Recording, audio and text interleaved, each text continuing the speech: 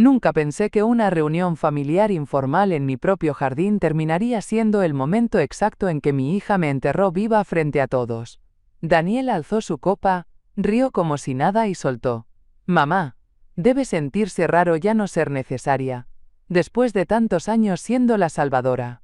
A su lado, Eric, su marido, asintió sin mirarme, como si compartieran un secreto sucio. No respondí de inmediato. Dejé mi servilleta sobre el plato, saqué el celular del bolso y abrí la app del banco con pulso firme. Deslicé hasta la transferencia más reciente. «Qué alivio dejar de ser necesaria», dije en voz clara, mirando a los vecinos. Esta fue la última cuota del impuesto de su casa. $2100. Pagada hace 11 días. Eric me miró confundido. ¿Qué impuesto?», murmuró, tragando saliva. Me incliné un poco hacia él y mostré la pantalla. Su rostro se descompuso. No sabía si era por la cifra, la fecha, o el hecho de que había testigos. Daniel soltó una carcajada forzada, buscó el apoyo visual de los demás pero nadie la sostuvo. Fue un gesto, ¿no, mamá? Como familia. Siempre has dicho que lo importante es ayudarse. Tomé mi copa, sin beber. Una ayuda se pide. Esto fue manipulación. Una vecina dejó de cortar su croissant. Arlene, que había sido mi compañera de trabajo en la clínica hace años, levantó las cejas. Ella sabía lo que significaba ese tono en mi voz. Cuando Daniel se levantó a buscar más hielo, entré a la casa, fui directo a mi escritorio y saqué el folder negro donde guardo todos los comprobantes de transferencias. Empecé a ordenar por fechas, con una sola intención: mostrarme a mí misma cuántas veces me habían usado sin pedir permiso. A las 5:30 de la tarde imprimí el resumen del banco. Lo pegué con clip al folder, lo guardé de nuevo y envié un correo a Arlene: «Necesito una copia firmada por el banco. Te veo mañana a las 9. Gracias». No hubo gritos. No hacía falta. Ese día no me humillaron. Me liberaron. Después del brunch, imprimí el historial completo de pagos. Y esa misma tarde volví a revisar mis movimientos del último año, línea por línea. Fue un jueves húmedo, de esos en que la ropa tarda en secarse y el aire se pega a la piel. Abrí mi cuenta bancaria en la tablet mientras calentaba una sopa instantánea, y en silencio, sin avisar a nadie, pagué los $124 de la deuda de impuesto predial de Daniel y Eric. El mismo día, en su cuenta de Instagram, ella subía un video con filtros de estudio anunciando su tercer cliente corporativo del mes. En la descripción, escribió: «El trabajo duro rinde frutos. Gracias por tanto apoyo». El recibo digital llegó a mi correo a las 9:47 de la mañana. Lo reenvié a mi carpeta de archivo, como siempre. Siempre. Porque aunque me dolía ver cómo jugaban con mi generosidad, aún me creía necesaria. Como una reserva silenciosa. Como si no pudiera quitarme esa identidad, aunque me estuviera ahogando. A las 11 de la mañana sonó mi celular. Era ella. No para agradecer. No para dar noticias. Solo para pedirme un favor pequeñito. Llevarle a casa unos sobres que supuestamente olvidó imprimir. Ni una palabra sobre la deuda pagada esa mañana. Fui igual. Porque entonces todavía iba. Al llegar su voz venía desde la terraza. Estaba al teléfono con alguien. «Sí, ya cubrimos el tema del impuesto. ¿Todo bien para la presentación de cifras?». Me escondí detrás del marco de la puerta, sin hacer ruido, y grabé 10 segundos. Justo cuando Eric apareció con su café en mano y le dio un beso en la frente. La grabación fue guardada como prueba. La etiqueté con la fecha y la envié a mi propio correo. A las 1:42 de la tarde envié otro mensaje a Arlene. «Mañana te llevo el folder completo. Incluye audio». Guardé la tablet, apagué la sopa y me serví un café. Ya no me temblaban las manos. Me senté frente a la mesa, abrí el primer sobre del cajón, el que tenía su nombre escrito a mano: Daniel Ruiz. Empecé a hacer una lista. No de deudas. De patrones. La grabación con su voz y el pago que hice sin aviso eran solo 2 marcas más en una lista larga que yo misma había construido sin llamarla así. Durante años, cada vez que Daniel me decía se atrasaron los clientes, yo sacaba mi tarjeta en silencio. Cada vez que Eric mencionaba una mala racha, yo llenaba el refrigerador, renovaba su seguro dental, adelantaba pagos de su coche. Me decían que lo mío era una ayuda temporal, pero al final, la única constante en sus finanzas fui yo.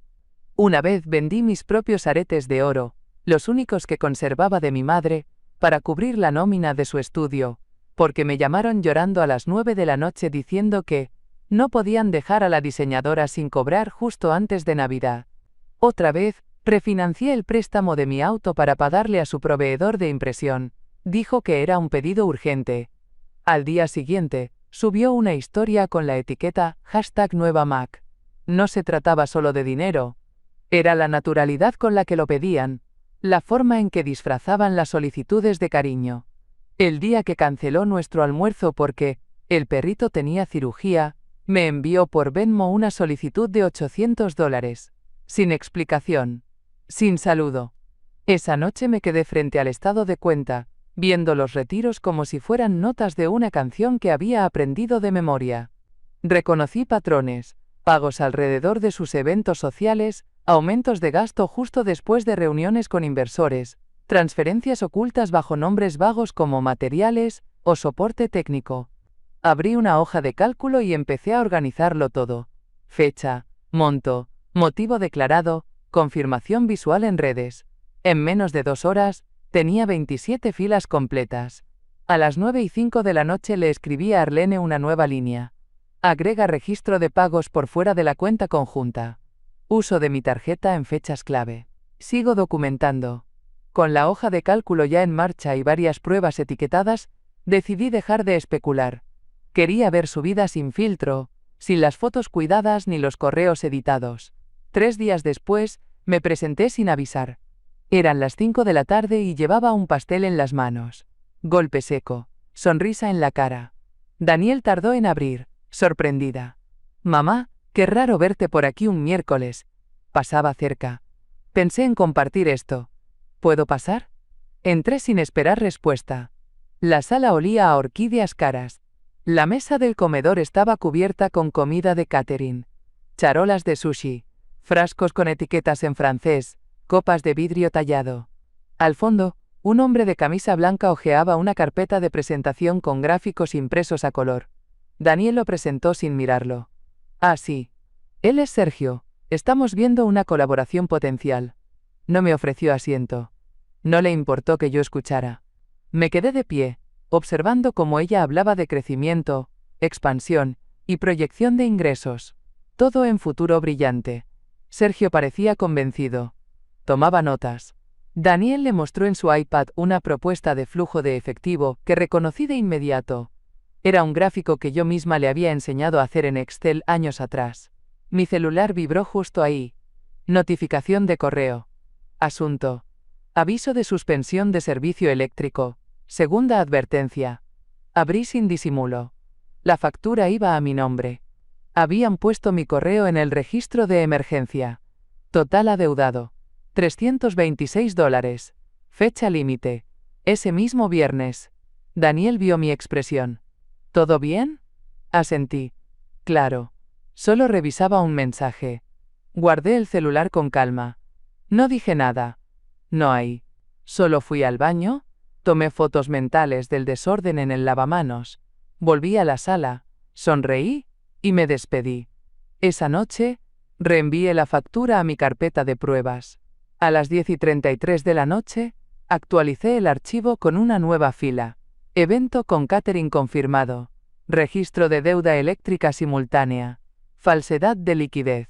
Con la factura en mano y el recuerdo aún fresco del sushi y las mentiras, tomé la decisión que venía postergando desde hacía meses. Ese mismo viernes, a las 10:15 de la mañana, llamé al banco Fulton State y pedí hablar con Arlene. Nos conocimos hace años cuando trabajábamos en la clínica pediátrica. Ella era eficiente, discreta y con memoria para lo que importaba. Ahora era la gerente de cuentas senior y aún usaba mi número guardado como Elena, guardias martes, contestó al tercer timbrazo. Arlene, necesito revisar los movimientos de una cuenta conjunta, no por teléfono, en persona. Su voz no cambió de tono. ¿Hoy a las 2? Confirmé con un sí y colgué. A las 1:58 de la tarde, entré a la sucursal con el folder negro en el bolso, el mismo donde estaba la hoja de cálculo y la factura de luz. Arlene me recibió en su cubículo de vidrio con 2 cafés y una sola pregunta. ¿Es por ella? Asentí. Quiero el detalle completo desde que se abrió la cuenta. Todas las transferencias, beneficiarios, etiquetas, autorizaciones. No hizo preguntas innecesarias. Tecleó rápido, revisó 2 veces y al cabo de 20 minutos dijo: Te envío todo por correo cifrado hoy en la tarde. Pero te adelanto algo. Todos los pagos hacia su hipoteca están marcados como regalo anónimo. 9 en total. Mi estómago se tensó. Daniel había abierto esa cuenta conmigo hacía 2 años. Dijo que era, por si pasa algo grave. Juró que jamás tocaría un peso sin avisar. Que solo quería un colchón en caso de emergencia. Emergencia eran sus palabras favoritas. Emergencia también era cómo yo pagaba todo. ¿Tienes acceso al documento de apertura?, pregunté. Arlene buscó clic tras clic. Aquí está. Tú figuras como titular principal. Ella como cotitular con firma de respaldo. Pero sin derecho a modificar los límites sin tu aprobación. Esa misma noche, a las 6:12 de la tarde, recibí el correo cifrado de Arlene con el archivo PDF adjunto. Lo abrí en cuanto terminé de lavar los platos. No tenía hambre. Eran 27 páginas. Movimientos ordenados por fecha, origen, destino, y una columna final con etiquetas internas del banco. Ahí estaban 9 transferencias exactas hacia Stearns Mortgage Group LLC, cada una entre $1,900 y $2,500, separadas por unos 30 días. La etiqueta repetida en cada fila: anónimo, familiar directo. El desglose empezaba justo en el mismo mes en que Daniel publicó que su estudio había alcanzado rentabilidad operativa. Cada pago coincidía con fechas importantes: remodelaciones, aniversarios, nuevas sillas ergonómicas. Todo muy público, muy estético, muy falso. Imprimí el documento completo, subrayé los 9 pagos con marcador naranja y escribí a mano al margen. Ella sabía. Él también. Ningún regalo es anónimo cuando el remitente paga intereses con su propia pensión. Luego guardé la hoja en el folder, esta vez con una nueva pestaña que titulé M1/hipoteca. Manipulación emocional. Después, abrí Instagram. Fui a su perfil, revisé los posts por mes. Junto a cada pago, aparecía una imagen. En marzo, gracias al esfuerzo en equipo, logramos pagar la segunda parte del crédito hipotecario. En julio, cuando uno cree y trabaja, el universo responde. En octubre, cerrando el año con logros que no caben en palabras. Cada frase acompañada de emojis de llamas, estrellas, copas. Con el PDF impreso y las capturas archivadas, pasé el sábado entero revisando cada factura que Daniel alguna vez me mostró, como prueba de éxito. Pero esta vez, no me tragué nada sin verificar. Encendí la laptop y entré al sitio del Registro de Comercio del Estado. Allí, con solo su nombre legal y el número de identificación fiscal, accedí al estado público de su LLC, Daniel Ruiz Design Studio. Última actualización, hace 7 meses. Declaración de ingresos, 0. Sin empleados registrados, sin proveedores frecuentes. Ni un solo pago a nombre de la empresa en más de 1 año y medio. En ese momento abrí mi carpeta gris, la de documentos que guardo sin saber por qué. Estaba llena de correos impresos, facturas casuales que ella me dejaba en la mesa, por si quería ver en qué se iba el dinero. Los crucé con las fechas de sus supuestos pagos de nómina y presentaciones con clientes. Nada coincidía. Facturas duplicadas. Servicios cobrados pero no entregados. Incluso hallé 2 documentos con los mismos montos pero distintos conceptos. Uno como consultoría creativa, otro como asesoría de imagen.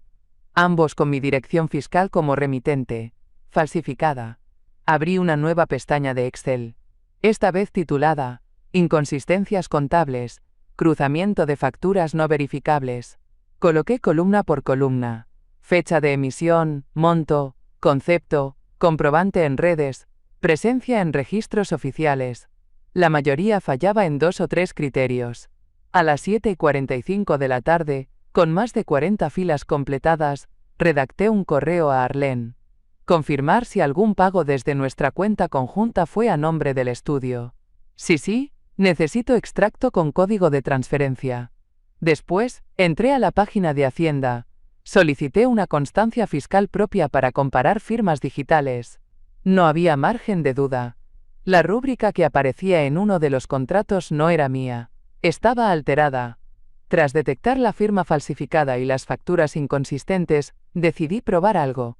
Hablar con ella sin acusar, pero observando cada gesto. La cité para tomar café en una terraza del centro, pretexto cualquiera. Le escribí por WhatsApp a las 9:11 de la mañana y respondió en 2 minutos. Claro, mamá. Me viene bien un descanso. Te veo a las 11. Llegó tarde como siempre con gafas oscuras, y un aire de superioridad que ahora me parecía calculado, no natural. ¿Y cómo va el estudio? Pregunté apenas nos sentamos. Fingí interés. Moví la cuchara en mi taza sin tomar un sorbo. Excelente, mamá. A full. Estamos viendo si contratamos a alguien más, aunque ya sabes, manejar todo sin perder esencia es complicado. Asentí, como si me lo creyera. Entonces solté. ¿Nunca pensaste en tener un contador? O al menos alguien que revise facturas. Vi unos errores tontos en una de las que me mostraste. Su cuerpo se tensó. Apenas perceptible, pero yo lo noté. Cambió la pierna de posición y se acomodó el cabello antes de responder. ¿Qué errores? Todo está bajo control. Igual tú no entenderías bien. Ahora todo es muy diferente. Es como otra forma de emprender. Más flexible. Hablaba rápido. Demasiado. Como si quisiera llenar cualquier espacio que pudiera volverse incómodo. Me imagino, dije. Por eso te preguntaba. A veces ayuda tener otro par de ojos, más objetivos. Guardó silencio. Luego sonrió pero sin los ojos. Esa sonrisa automática que me daba cuando no quería seguir una conversación. Cambió de tema con torpeza. Los niños. La nueva serie que estaban viendo. Su próximo brunch con una influencer local. La dejé hablar. No tomé notas. No hacía falta. Cuando se fue, esperé 5 minutos antes de irme. Desde mi celular, registré el encuentro con hora y lugar exacto. Lo guardé en el mismo archivo donde tenía cada una de sus inconsistencias verbales. A las 1:47 de la tarde, escribí a mi abogado. Ya no es solo desorden. Es omisión con ventaja. Después del café, algo en su mirada evasiva me empujó a seguir buscando. Ya no por curiosidad, sino por certeza. El día siguiente pasé por su casa con una planta que olvidaron tras el evento del catering. Toqué el timbre, nadie abrió. Caminé hacia el costado, donde tiraban la basura los martes. Un sobre manila mal cerrado sobresalía del bote. Lo reconocí. Era uno de los que yo había usado para entregarle documentos cuando abrimos la cuenta conjunta. Lo tomé sin dudar. Dentro, una notificación oficial. Cheque rechazado. Fondo insuficiente. Aviso de desalojo condicional. Fecha. 5 días atrás. Firmado por la administración del edificio donde tenían alquilada una oficina extra, la que usaban para recibir clientes premium. Monto. 1. $380. No lo rompí. Lo guardé. Esa noche, conecté el iPad viejo que Daniel me había dejado hace un año con el pretexto de que ya no le servía. Al encenderlo, no pidió contraseña. El correo de respaldo seguía activo, sincronizado. Al revisar la bandeja de enviados, encontré una cadena titulada Investor Preview Deck, última revisión. Eran 5 mensajes entre ella, Eric y alguien llamado Diego R., donde comentaban cuánto inflar los ingresos proyectados. Uno de los correos decía, pon 320.000 anuales. Total, nadie verifica las cifras de la primera ronda. En otro, Daniel escribió, no olviden quitar el logo del Excel antes de mandarlo, que parezca algo más serio. Lo leí 2 veces. A las 9:09 de la noche, guardé las capturas en mi nube privada, y envié los archivos al abogado con asunto. Intento de fraude por presentación falsa ante inversores. Participación activa de ambos cónyuges. Luego, tomé la notificación del cheque y la escaneé. La rotulé en la carpeta como aviso de incumplimiento contractual, prueba directa 03. Cerré el folder, lo metí al cajón con llave. No pensaban detenerse. Yo tampoco. Al día siguiente le escribí a Arlene. Necesito que revises si hay cuentas a nombre de ella o Eric con mi firma asociada. Si hay, pido bloqueo inmediato. Tras la alerta enviada a Arlene, me fui directamente a la oficina de registros del condado. No tenía cita, pero fui temprano. Quería ver con mis propios ojos hasta dónde habían usado mi nombre. Solicité los documentos asociados a la propiedad de Daniel y Eric. Me pidieron una identificación, luego me indicaron una mesa de espera. 25 minutos después, una funcionaria me entregó una carpeta amarilla con clips metálicos.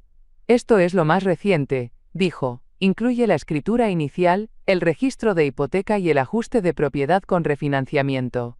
El aire me pesó cuando abrí la carpeta. Allí estaba.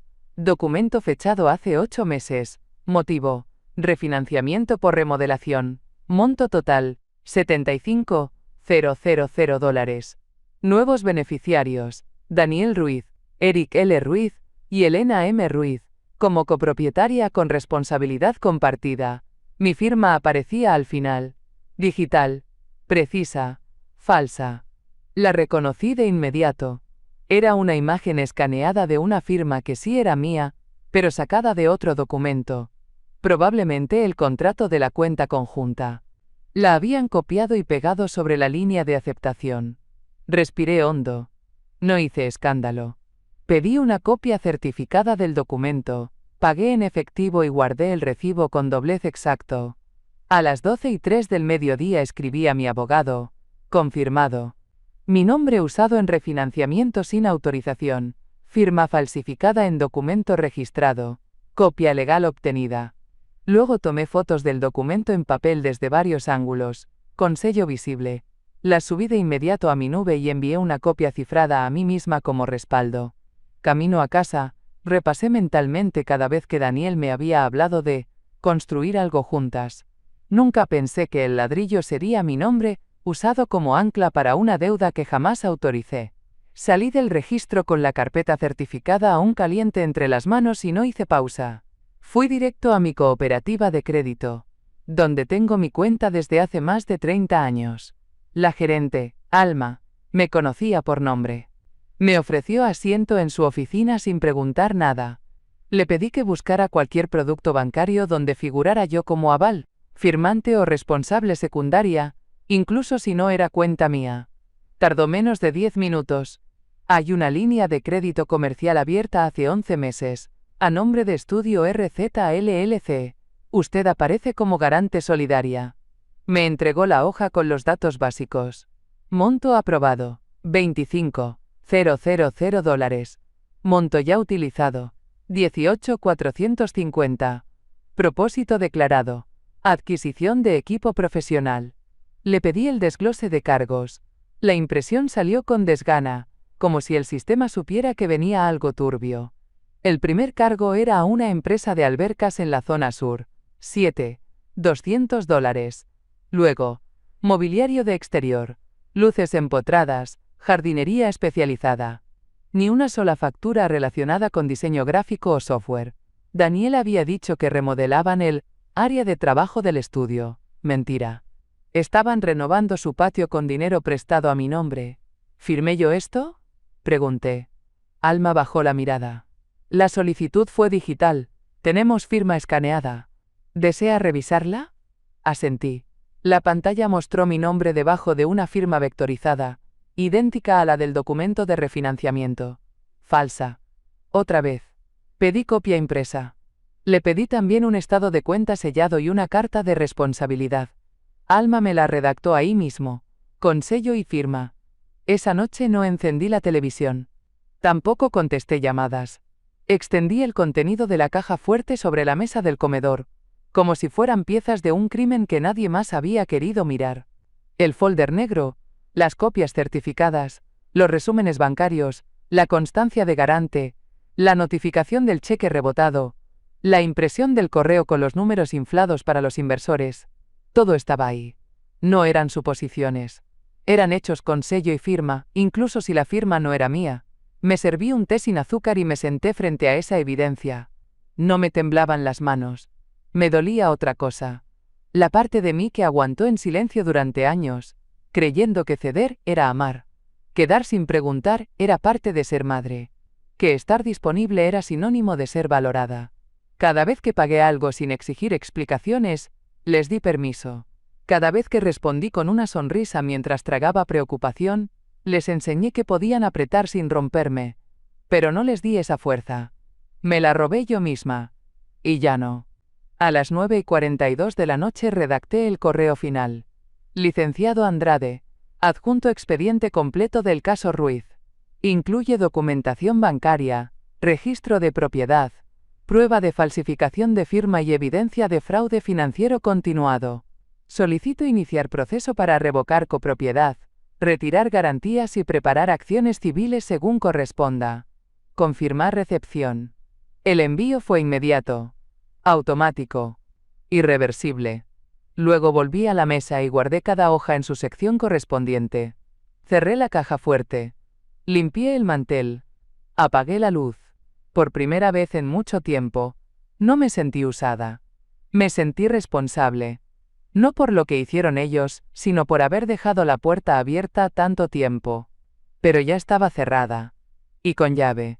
Con el expediente ya en manos del despacho, me concentré en el siguiente paso: mostrar, no advertir. No había prisa. Solo cálculo. Daniel organizaba un brunch mensual en su jardín. Para conectar con clientes y creativos del medio, según decía. Siempre los mismos nombres. Siempre los mismos filtros en Instagram. Servilletas de lino, copas alineadas, la palabra éxito, flotando en cada foto. Esa mañana revisé el calendario. El siguiente era el domingo. Ella aún no me había invitado, pero eso no importaba. A las 9:02 de la mañana le respondí una historia con una flor de mi terraza y el texto: hermoso todo. Nos vemos el domingo, 2 corazones. Tardó 20 minutos en contestar. Claro, mamá. Feliz de tenerte. La tarde de ese mismo día, escribí a Arlene desde mi correo cifrado. Necesito un paquete impreso con todos los movimientos bancarios relacionados con la cuenta conjunta, etiquetados por fecha y destino. Incluye solo los pagos hechos desde mi firma. Añadir copia del documento de apertura y etiqueta para uso legal o testigo. Lo recojo sábado a las 10. Me respondió con un simple confirmado. Sabía que no iba a preguntar más. El sábado recogí el sobre en la sucursal. Era grueso, con membrete oficial y cada página marcada con sello. En la portada, una etiqueta blanca. Verificación de origen de fondos. Lo guardé en una carpeta de cartón duro, sin logos, sin adornos. Lo llevé conmigo a casa, y lo dejé sobre la mesa de la entrada, junto a las llaves. El resto del día no hable, con acento agudo del tema. Me preparé como si fuera a una obra de teatro donde yo no improvisaría una sola línea. Mi vestuario, neutro. Mi gesto, sereno. Ya no era la madre comprensiva, ni la víctima silenciosa. Era la mujer que sabía demasiado y que no necesitaba levantar la voz para ser escuchada. El domingo llegó templado, sin lluvia ni sol, pero con esa humedad espesa que no perdona. A las 11:15 de la mañana caminé hasta la casa de Daniel con paso firme. No llevaba regalo, ni postre, ni flores, solo la carpeta neutra que guardaba el peso exacto de la verdad. El jardín ya estaba lleno. Vecinos de la privada, 2 clientes del estudio, una mujer de lentes redondos que reconocí por sus vídeos sobre branding emocional. Eric servía mimosas como si su matrimonio no estuviera construido sobre recibos ajenos. Me senté junto a él. No lo saludé con afecto. Lo hice como quien firma asistencia en un juicio. Daniel apareció desde la cocina con su vestido blanco de lino y una sonrisa bien ensayada. «Qué bueno verte, mamá», dijo, sin tocarme. «Hoy estamos celebrando independencia. ¿Verdad, amor?», añadió, mirando a Eric con complicidad. Él sonrió, sin saber a qué jugaba. Fue entonces cuando ella lo dijo. Debe sentirse raro, ¿no? Después de tantos años, dejar de ser necesaria. No lo dijo con crueldad. Lo dijo como se lanza un anzuelo, con suavidad envenenada. Tomé mi copa, di un sorbo lento y respondí lo suficientemente alto para que todos en la mesa escucharan. No, en realidad es un descanso. Sobre todo después de pagar su hipoteca, su seguro médico y el impuesto predial que vencía en mayo. El silencio se volvió pegajoso. Eric giró hacia mí. Daniel no bajó la sonrisa, pero sus mejillas se tensaron. «¿De qué hablas?», dijo, Casi en un susurro. Saqué la carpeta y la coloqué sobre la mesa. De esto. La abrí justo donde comenzaba el desglose de pagos. Todos con fecha, monto y destino. Aquí está todo. Desde la primera transferencia hasta la última factura del estudio. A nombre mío. Con mi firma. Con mis fondos. Eric no alcanzó a reaccionar cuando abrí el folder y pasé la primera hoja hacia él. Aquí tienes el pago del 18 de febrero. Hipoteca. $2.460. Emitido desde la cuenta conjunta. A mi nombre. Sello del banco aquí. Daniel intentó interrumpirme con una risa que no alcanzó a sostener. Mamá, por favor, esto no es. No la dejé terminar. Aquí está el del 6 de mayo. Impuesto predial. $2.124. Lo pagué desde mi cuenta personal. Mientras tú publicabas en Instagram que habías ganado otro premio por diseño. Eric bajó la vista. Seguí pasando hojas como quien reparte sentencias. Este otro. En julio. Seguro médico para tu equipo de trabajo. El supuesto estudio de diseño. En realidad, solo cubrías tu póliza familiar. Yo pagué $980. Aquí está la confirmación, el recibo y la fecha de débito. Arlene, que hasta entonces había permanecido en segundo plano cerca del buffet, se acercó y se colocó detrás de mí. Daniel apenas la reconoció. ¿Arlene? La misma, respondió con tono seco. Yo preparé estos documentos. Y también verifiqué la firma que aparece en el refinanciamiento de su hipoteca. Usaron una imagen escaneada del archivo bancario. Eso, legalmente, es falsificación. La palabra flotó en el aire. Falsificación. Nadie tocó su copa después de eso. Y dije, dejando la última hoja sobre la mesa, es el saldo actual del estudio. $17. Exactamente lo que quedó después de cubrir su brunch pasado. Daniel permanecía inmóvil. Ya no sonreía. Eric agarró el papel con torpeza, como si no supiera qué buscar. ¿Querías hablar de independencia? Añadí. Aquí tienes tus cifras. Tu versión. Y la mía. Daniel soltó una carcajada floja, tan fuera de lugar que incomodó más que alivió. Bueno, ya está claro que esto se trata de un malentendido familiar. Mamá siempre ha querido ayudarnos. Fue apoyo, no una obligación. Miró alrededor, buscando aliados entre los rostros ahora tensos. Nadie la sostuvo. ¿Apoyo? Repetí, con el mismo tono que se usa para leer una receta. Entonces explícale a todos por qué mi nombre aparece en la escritura de refinanciamiento. Sin mi consentimiento. Y por qué esa firma no se realizó ni en persona ni por medios legales. Intentó responder, pero Arlene ya se había adelantado. Yo verifiqué el documento en el sistema bancario, dijo con claridad. La firma que aparece fue tomada de una plantilla antigua. Nunca fue emitida para esa solicitud. Y tengo constancia oficial de que Elena Ruiz no accedió a ningún refinanciamiento, ni firmó como copropietaria. Hay pruebas documentadas. Daniel parpadeó 2 veces seguidas. Luego se giró hacia Eric, buscando algo parecido a respaldo. Pero él seguía leyendo los papeles, ahora con una arruga vertical en la frente que no tenía al comenzar el brunch. No puede ser que estés haciendo esto aquí, murmuró Daniel, pero su tono había perdido filo. Ya no estaba jugando en casa, ni con sus reglas. Una de sus clientas, sentada al extremo de la mesa, se levantó con suavidad, sin decir palabra. Tomó su bolso, dejó la copa sobre la mesa intacta y salió por el portón lateral. Otra la siguió. No hubo drama. Solo una retirada limpia. Eric levantó la vista. ¿Desde cuándo está pasando esto?, preguntó. No a Daniel. A mí. Guardé el folder con precisión. Desde antes de que pensaran que yo no revisaba nada. Eric no soltó los papeles. Seguía leyendo en voz baja, como si entre los montos pudiera encontrar una línea que lo exonerara. No hablaba, pero ya no se veía confundido. Se veía traicionado. Daniel buscó girar la historia. Mamá siempre ha sido dramática. Esto es solo una forma de castigarme porque no vivimos como ella espera. Siempre hay condiciones con ella. Arlene se cruzó de brazos. Yo no respondí. La acusación flotó un momento. Pero no encontró respaldo. Nadie defendió su versión. Eric finalmente dejó el folder sobre la mesa y se volvió hacia ella. ¿Inflaste cifras para inversores? Preguntó en seco. Ella intentó sonreír, mover la cabeza, negar con liviandad, pero no llegó a formar una frase. ¿Y la línea de crédito con su firma? ¿Eso también fue un favor maternal? Insistió él. No gritaba. Lo decía como quien acaba de ver la grieta en la base de su casa. Daniel quiso responder, pero justo entonces las dos mujeres que quedaban cerca del buffet se alejaron. No hicieron contacto visual. Salieron por la entrada sin mirar atrás. El silencio no la protegió. La dejó sola. Yo me levanté. Acomodé la carpeta en mi bolso y le di un leve asentimiento a Arlene. No quedaba nada por explicar. Mientras salía del jardín, escuché a Daniel decir su nombre con urgencia. Eric, espera, no así. No escuché si él contestó. No me importaba. En ese momento supe que no iba a seguir cubriéndola.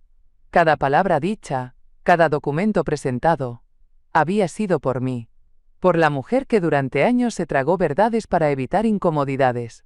El lunes a primera hora, mi abogado me confirmó por correo que la solicitud de revocación de copropiedad ya había sido registrada. Número de caso: 3119CV827. El proceso avanzaría en menos de 10 días. Me pidió los originales firmados. A las 10:15 de la mañana pasé por su despacho y entregué todo con acuse de recibo. Eric se había ido de la casa. Lo supe sin buscarlo. Daniel ya no aparecía en las redes del estudio. Y su nombre fue removido del sitio web de la oficina compartida donde fingía dirigir un equipo. Solo quedaba un logo sin rostro. A las 1:07 de la tarde recibí un correo de Arlene con la confirmación del cierre definitivo de la cuenta conjunta. Todos los fondos congelados hasta nueva resolución. Sello digital, fecha, hora. Sin apelación.